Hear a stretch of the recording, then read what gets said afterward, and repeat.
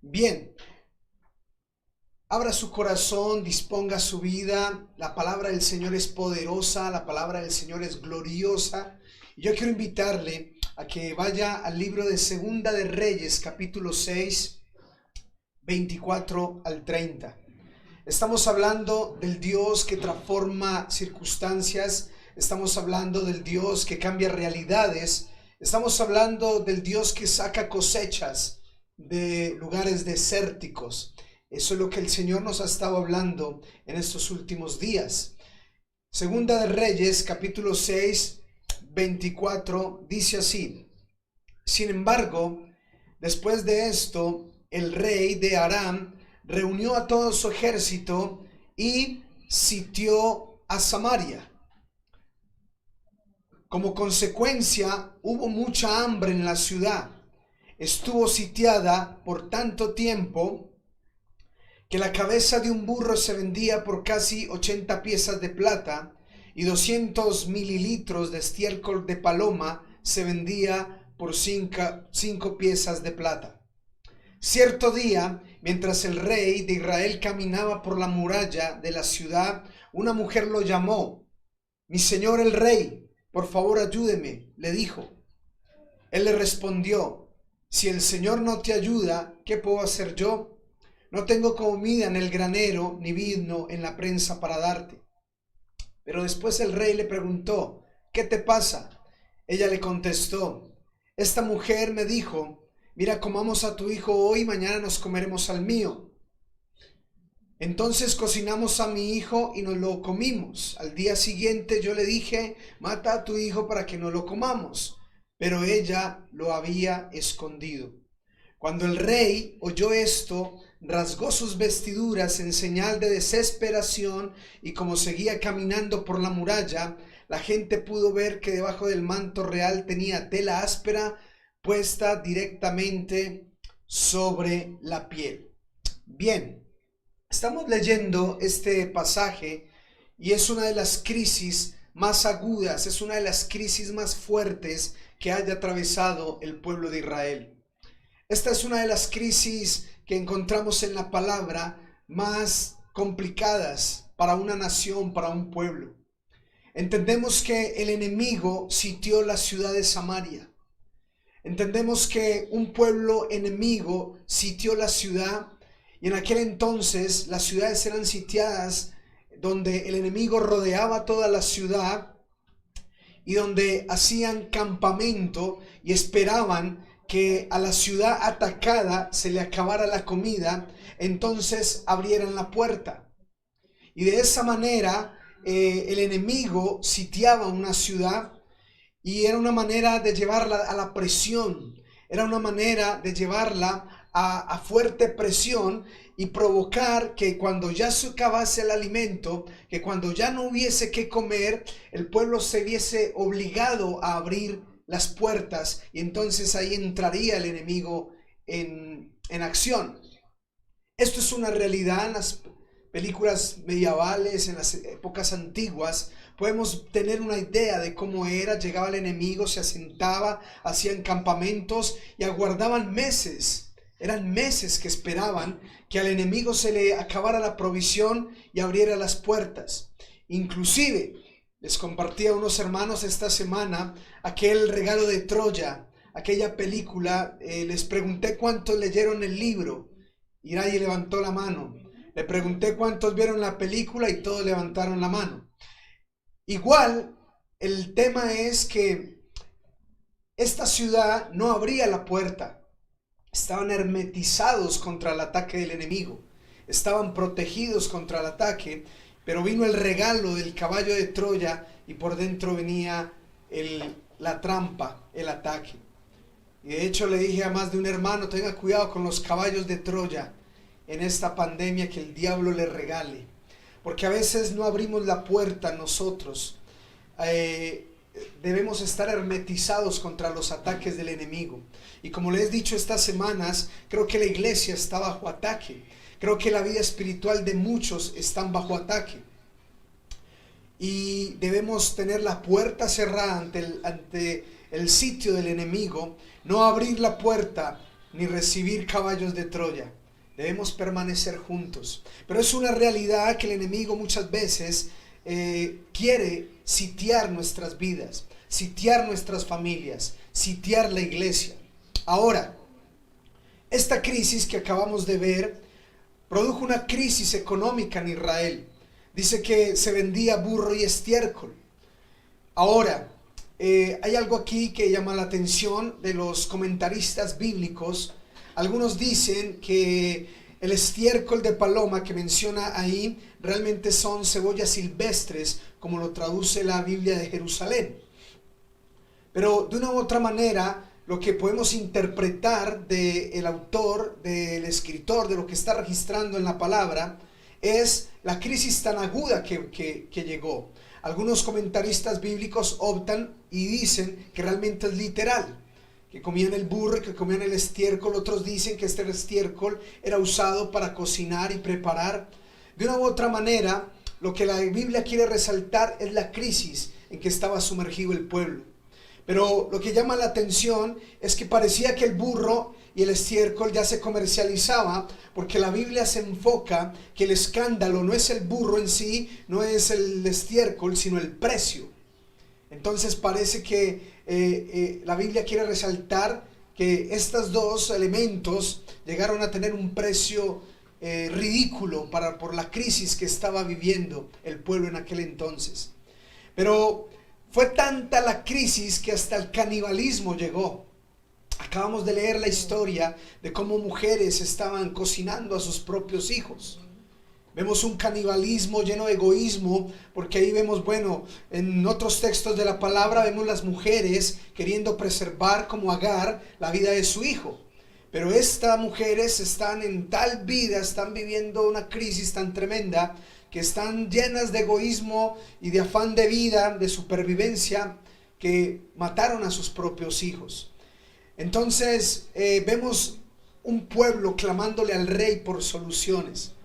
He tenido la oportunidad de mirar las transmisiones del presidente en vivo, y a veces veo cómo toda la gente le pide ayuda, y toda la gente cómo reclama ayudas al rey del momento para que les provea una solución a su crisis.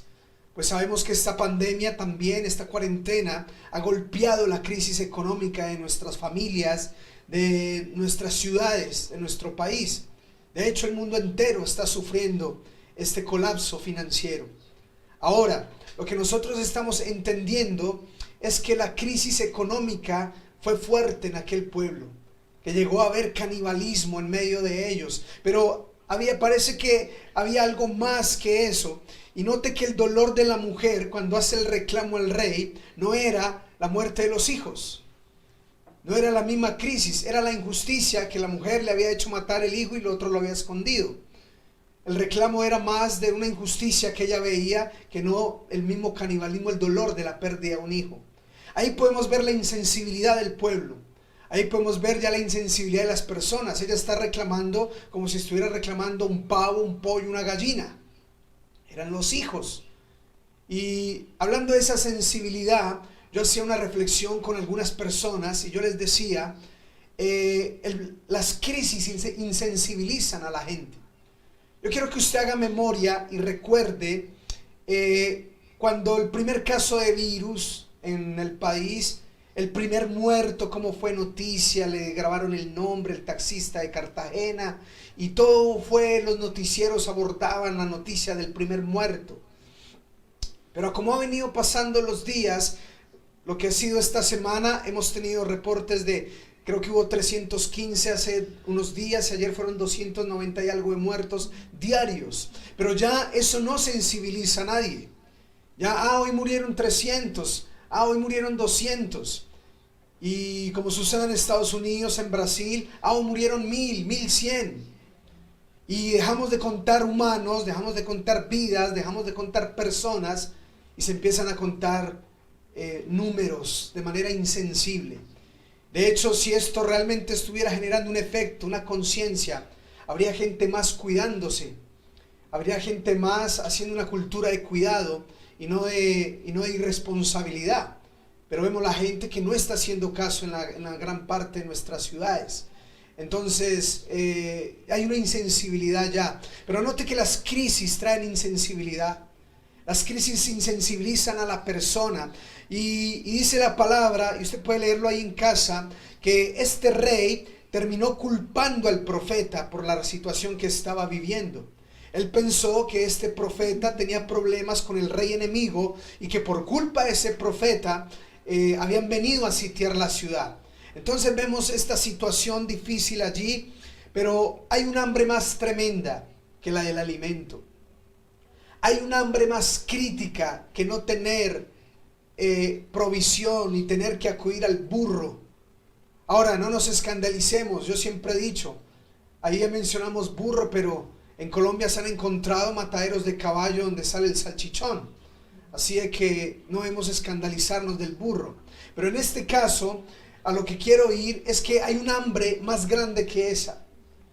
Es el hambre de la fe, escúcheme bien. Es el hambre de la palabra de Dios, es el hambre de la justicia, es el hambre de la fe, es el hambre de la esperanza. Y este pueblo, en el texto que acabamos de leer, carece de todas estas cosas. Tiene un líder que no tiene fe, tiene un líder que no tiene esperanza, tiene un líder que no tiene confianza en Dios. Y por eso le contesta a aquella mujer y le dice, si Dios no te ayuda, yo tampoco te puedo ayudar. Es decir, este hombre tampoco tenía mucha expectativa de una intervención divina en la crisis que estaba viviendo. Entonces, el hambre más grande, la crisis más grande que puede afectar tu vida, tu familia, la iglesia, no es la ausencia de alimento, no es la carencia de víveres. El hambre que más puede llegar a golpear la vida de una persona, el hambre que puede golpear más duro una familia, es la escasez de la palabra de Dios, es la escasez de la presencia de Dios,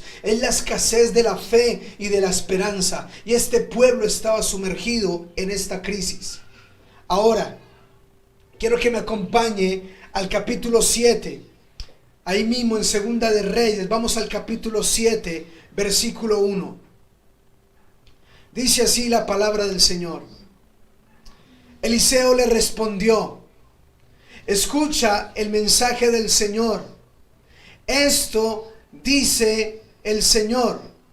Mañana a estas horas en los mercados de Samaria 3 kilos de harina selecta costarán apenas una pieza de plata, y 6 kilos de grano de cebada costarán apenas una pieza de plata.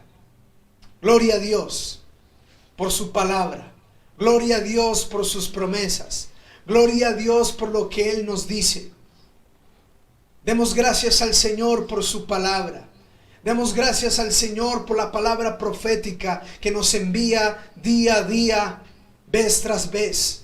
Porque esa palabra, como hemos dicho, es la que alimenta la fe, es la que alimenta la esperanza. Y en medio de esta crisis tan aguda, en medio de esta carencia de esperanza, en medio de esta hambruna que vivía Israel, Eliseo trae una palabra profética y dice, mañana a esta hora va a suceder un cambio de circunstancia. Mañana a esta hora va a suceder un giro sobrenatural y milagroso. Y de hecho pasan de proveerse de burro y de estiércol de paloma a harina seleccionada y a cebada. Es decir, en 24 horas el profeta anuncia un giro milagroso. Esta promesa tiene muchísimas cosas que hablan a nuestra vida. Primero que todo, que el hambre, el castigo, todas estas consecuencias del pecado, porque el rey culpó al profeta, pero ignoró su irresponsabilidad, y por ser una nación dada al pecado, Dios trajo este juicio. Como estamos creyendo que esta pandemia está siendo utilizada también como un mensaje divino. Ahora, lo que vemos es que la promesa y la palabra del Señor promete que el hambre va a cesar, que la carencia va a cesar, que la escasez va a cesar en el nombre de Jesús. Como el Señor anuncia Mira el contexto de la hambruna, mira el contexto de la crisis, y viene el profeta en el nombre del Señor y dice: mañana a estas horas va a cesar esta crisis. Hermano, aquel que está cansado, aquel que ya está agotado, aquel que ya está, que no tiene más fuerzas para soportar más cuarentenas, más situaciones de económicas, familiares, emocionales, yo te digo en el nombre de Cristo Jesús, esto va a cesar en el nombre del Señor. Amén. Esto va a cesar. Ten la esperanza de que para los hijos de Dios esto va a cesar. Ahora, dice la Escritura, hay un mañana. Dile a alguien que está ahí a tu lado: hay un mañana. Y si estás solo, repítelo en voz alta: hay un mañana. Hay un mañana diferente. Hay un mañana transformado por el Señor. Hay un mañana lleno de la gloria de Dios. Hay un mañana de provisión. Hay un mañana en el que mi Dios cambia las circunstancias. Hay un mañana en el que el Señor traerá una cosecha sobreabundante y gloriosa. Si lo crees, dale un fuerte aplauso al Rey de Reyes y Señor de Señores.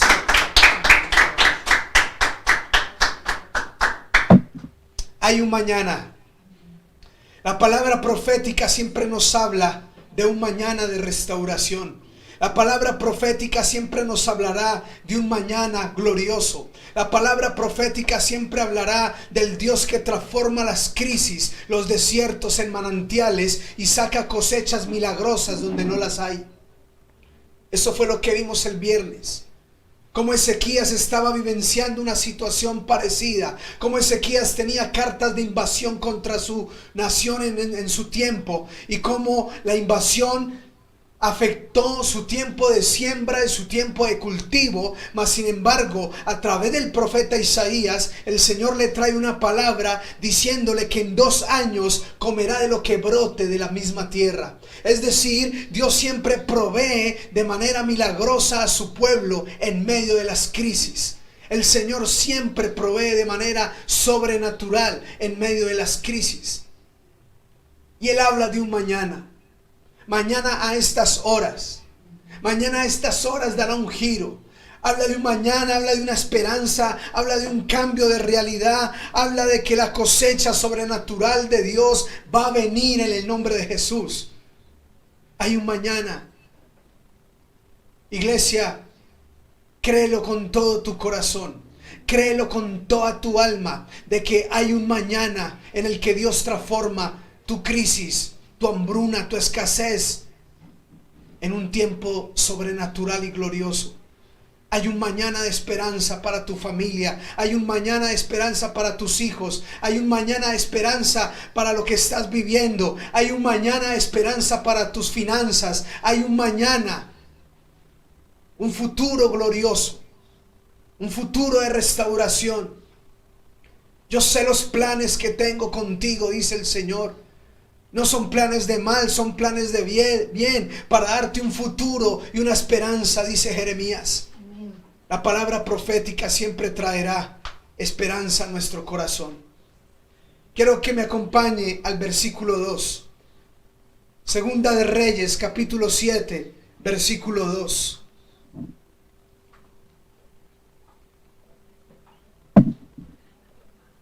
Dice así la palabra del Señor.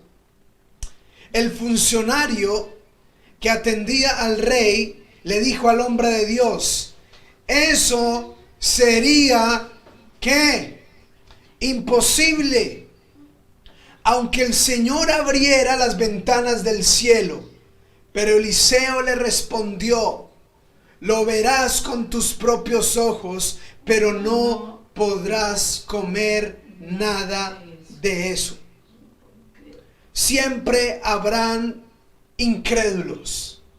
Siempre habrán incrédulos. Siempre habrá gente que no cree. Siempre habrá gente que cuestiona. Siempre habrá gente que quiere ridiculizar la palabra profética. Siempre habrá gente que son portavoces de incredulidad, que son portavoces de desesperanza, que son portavoces de negativismo. Siempre habrá gente que se opone a la palabra de Dios. Siempre habrá gente que prefiere apelar al raciocinio, al argumento humano, y no abrirle el corazón a la fe, y no abrirle el corazón a creerle a Dios de que si Él dijo, mañana a estas horas cambiará tu realidad, mañana a estas horas cambiará tu situación y va a haber una cosecha sobrenatural, siempre habrá un portavoz de incredulidad. Y yo creo que a veces esos portavoces son impulsados por el mismo infierno. Y yo creo que esos portavoces siempre son impulsados por el mismo diablo, que te dicen esto está mal, esto está así, esto está así. Cuando tú le hablas de las promesas, cuando tú le hablas de lo que Dios ha dicho, cuando tú dices así ha dicho el Señor, entonces ahí es donde vienen sus cuestionamientos y dicen será imposible. Este hombre, este funcionario del rey vio imposible porque él estaba en el reino de los hombres, pero los que estamos dentro del reino de Dios creemos que si el Rey de Reyes promete algo, se cumple en el nombre poderoso de Cristo Jesús. Y por eso Eliseo le dice, mañana a estas horas eso va a suceder, pero cuanto tú no has creído, lo verás, pero no vas a comer ni un granito de esa cebada selecta, ni un pancito de esa cebada. No vas a comer nada porque eres incrédulo. Así de que, ojo hermano, con aquellos que te hablan, que te quitan la fe, que te quitan la esperanza, que maldicen al gobierno, le echan la culpa al uno, le echan la culpa al otro. Algunos dicen que la culpa del país está así por culpa de Uribe, otros que por culpa de Petro. Y los cristianos no dependemos ni del uno ni del otro. Nuestra provisión y nuestra bendición viene del que nos da esperanza en su palabra. Amén. Y nos dice mañana a estas horas así tu vida puede ser transformada y cambiada en el nombre de Jesús. Así es que no busquemos culpables, tengamos esperanza y fe en el Dios de los cielos. Ahora, como Dios saca cosechas sobrenaturales, como el Señor saca cosechas maravillosas, como el Señor saca cosechas donde no las hay. Diga al que está a su lado, ese es mi Dios, dígale, ese es mi Dios. Que provee donde no hay nada, provee. Y este incrédulo, este portavoz de desesperanza, este portavoz del diablo, duda de la palabra. Los portavoces del diablo siempre pondrán en cuestión la palabra profética del Señor. Ahora, quiero que me acompañe y vamos a leer del versículo 3 al 7. Esta bella historia, cómo continúa. Sucedió que había 4 hombres con lepra, sentados en la entrada de las puertas de la ciudad. ¿De qué nos sirve sentarnos aquí a esperar la muerte? Se preguntaban unos a otros. Si nos quedamos aquí, moriremos. Pero como el hambre que hay en la ciudad, moriremos de hambre también allá. Si regresamos, así que mejor sería ir y entreguémonos al ejército arameo. Si ellos nos perdonan la vida, mucho mejor. Pero si nos matan, igual habríamos muerto.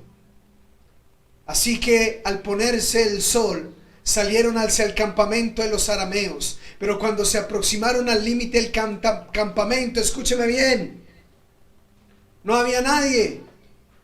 Pues el Señor había hecho que el ejército arameo escuchara el traqueteo de carros de guerra a toda velocidad, el galope de los caballos y los sonidos de un gran ejército que se acercaba. Por eso gritaron unos a otros: el rey de Israel ha contratado a los hititas y a los egipcios para que nos ataquen. Así que se llenaron de pánico y huyeron en la oscuridad de la noche, abandonaron sus carpas, sus caballos, sus burros y todo lo demás, y corrieron para salvar su vida. Gloria al Señor. Gloria a Dios. La intervención divina. Cuando el Señor decide intervenir en una circunstancia crítica, cuando el Señor decide intervenir en un tiempo de crisis, ocurren cosas milagrosas. Pero sabes, este texto habla algo precioso. Cómo Dios escoge instrumentos viles, cómo Dios escoge instrumentos menospreciados, cómo Dios escogió a 4 leprosos. Tener lepra era estar condenado por la sociedad. Tener lepra era estar condenado por una enfermedad. Tener lepra era estar totalmente rechazado, menospreciado, sin esperanza. Pero la palabra del Señor dice que de lo vil y menospreciado es que el Señor selecciona para levantar. De ahí es que Dios selecciona. Así que si estás pasando tiempo de vileza, así es que si estás pasando tiempo de humillación, así que si estás pasando tiempo de menosprecio, dale gloria al Señor, porque eres un candidato para que Dios te mire, eres un candidato para que Dios te use, eres un candidato para ser un instrumento en las manos del Rey de Gloria. Y el Señor siempre ha sido así. Dios siempre ha hablado, Dios siempre se ha manifestado a través de instrumentos menospreciados civiles. Mira cuando le habló a Moisés a través de esa zarza ardiente. Una zarza es algo inútil, una zarza no sirve para nada, una zarza no da sombra, una zarza solo sirve para quemar, pero el Señor la usó como el fuente y el canal para manifestar la liberación de un pueblo a Moisés. Dios usa leprosos, Dios un pescador, un recaudador de impuestos. Dios siempre mira lo vil y menospreciado y de ahí levanta para avergonzar a lo que se cree sabio y de ahí levanta para avergonzar a lo que se cree fuerte. Gloria al Señor. Dios levanta y usó instrumentos viles, pero algo que me fascina a esta historia, a este pasaje, es cómo el Señor trajo un sonido de confusión para el enemigo, un sonido que trajo confusión y el enemigo tuvo que dejar el botín botado. El enemigo tuvo que huir porque escuchó caballos a gran velocidad corriendo como si vinieran a atacarlos, y fue tal el pánico que salieron huyendo. Ese es el sonido que provoca el cielo cuando quiere intervenir a favor de los hijos de Dios. Así es que mantente en calma, mantente en fe. Si Dios te dio una palabra, alguna intervención vendrá, algún sonido traerá, algo maravilloso hará el Dios del cielo. Pero mañana a estas horas nuestra realidad cambiará. Mañana a estas horas nuestras circunstancias cambiarán. Ese mañana viene pronto y esas circunstancias van a ser transformadas. Lo creo en el nombre poderoso de Cristo Jesús. Gloria al Señor. Y estos hombres se encontraron con el botín. Y estos hombres, recuerde, la motivación de ellos era, bueno, que nos perdonen la vida, pero nos den de comer.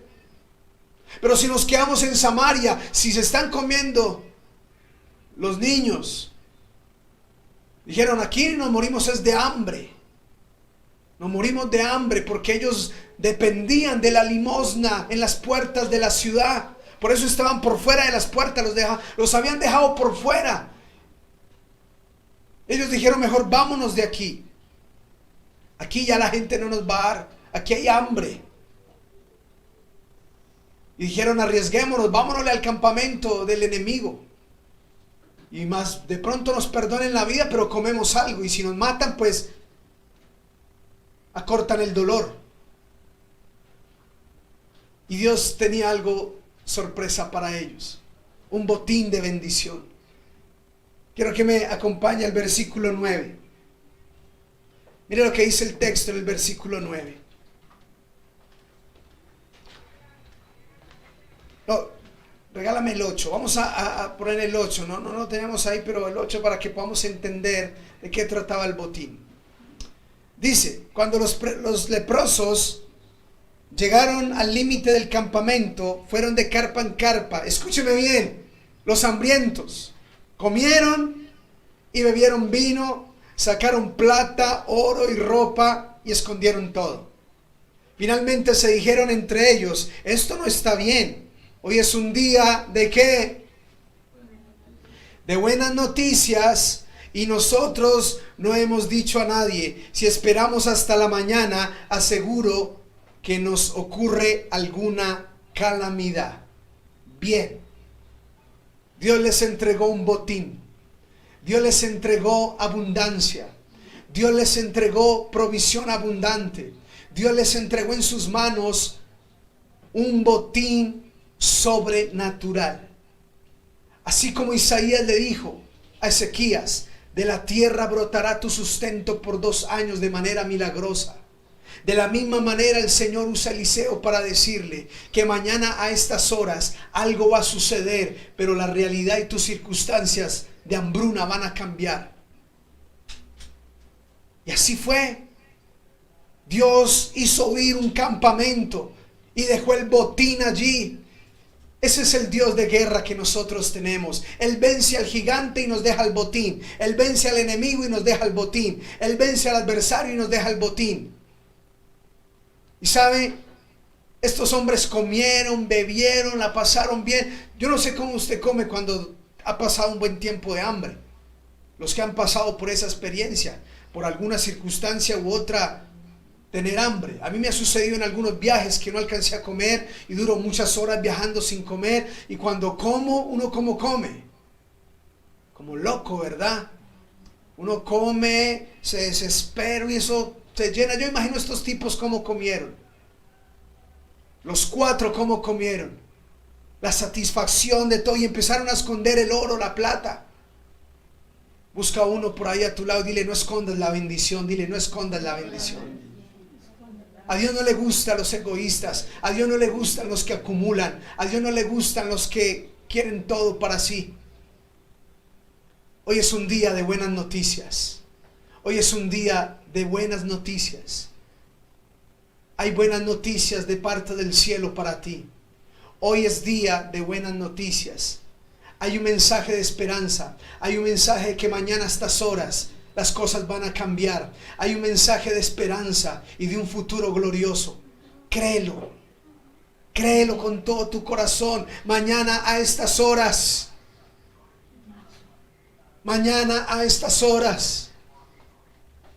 Pero no vamos a pasar. Mire la tsunamita. Mire cómo Dios está dando palabra, cómo Dios nos está hablando. Mire la tsunamita. El Señor la preservó el hambre 7 años. Pero cuando vino no le entregó una tierra vacía, sino le entregó una tierra con el fruto de 7 años.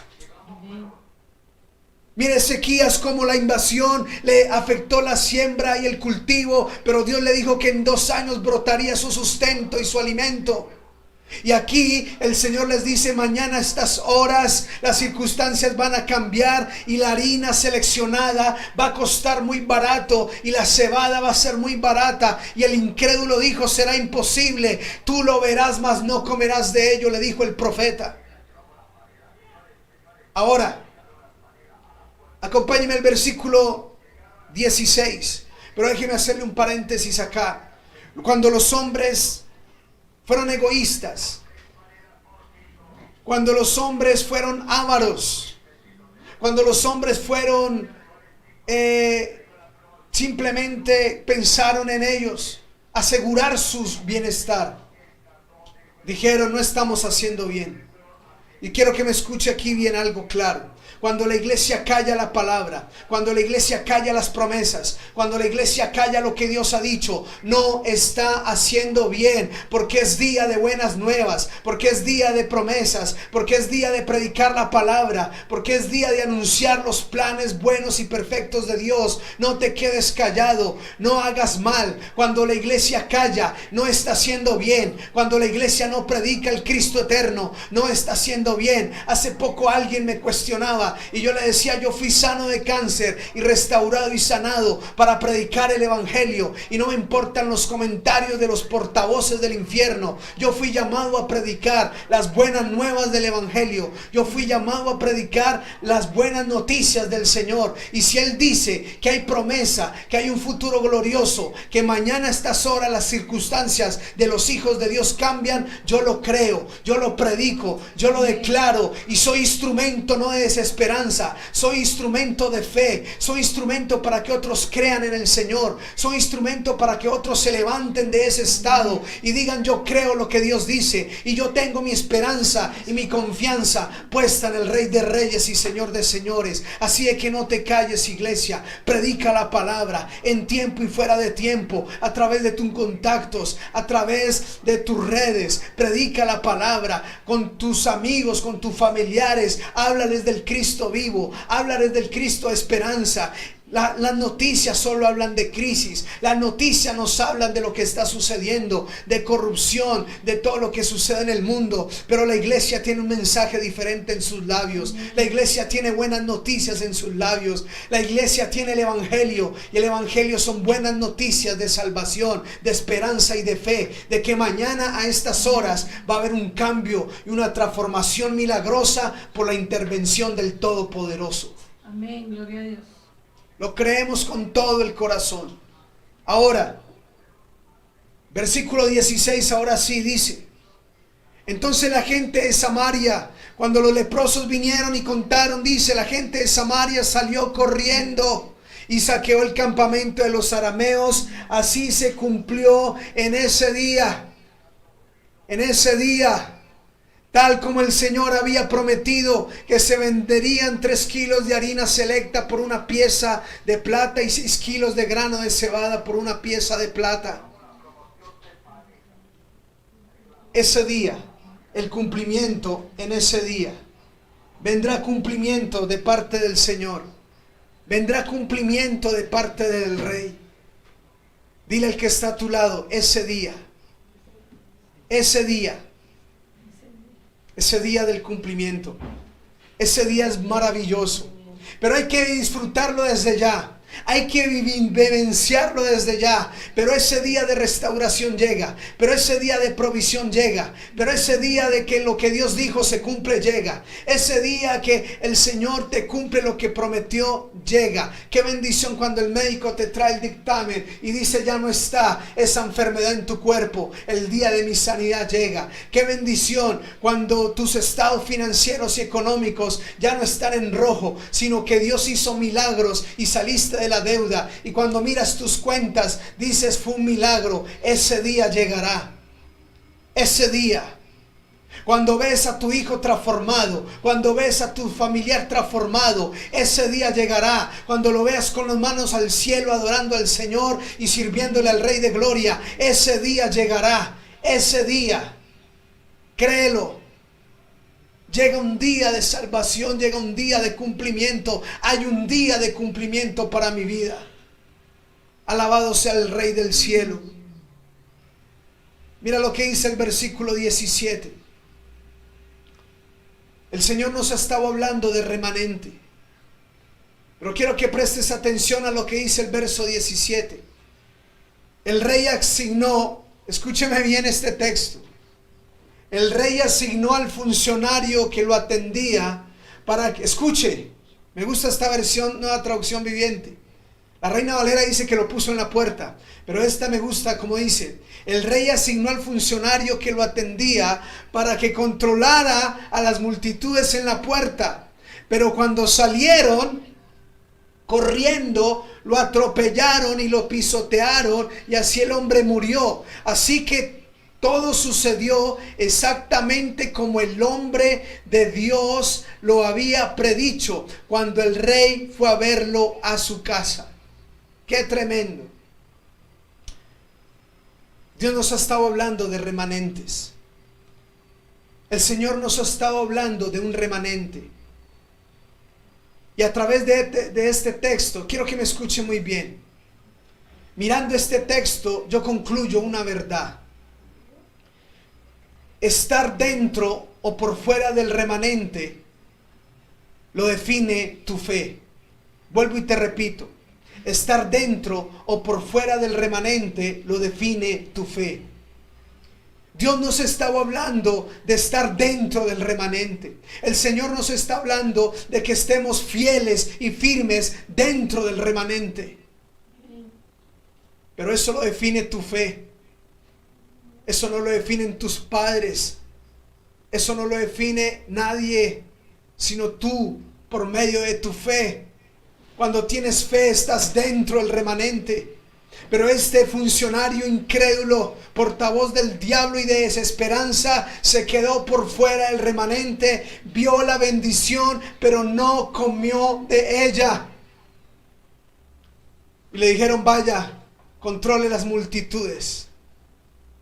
Lo que lo estaban enviando era cumplir su destino catastrófico, sus consecuencias de la incredulidad, sus consecuencias del corazón necio y terco. Busca a alguien y le dice: no seas necio, no seas terco, dile. No insistas en la incredulidad. No insistas en la ausencia de Dios en tu vida. No insistas en la ausencia de la palabra en tu vida. La peor crisis de este pueblo no era la hambruna. La peor crisis era que no tenían palabra profética, no tenían fe, no tenían esperanza. No insistas, es el camino incorrecto. Persevera en la fe. Persevera en la fe en el nombre de Jesús. Yo quiero invitarte ahí donde tú estás, que te coloques de pie y vamos a orar en el nombre de Jesús.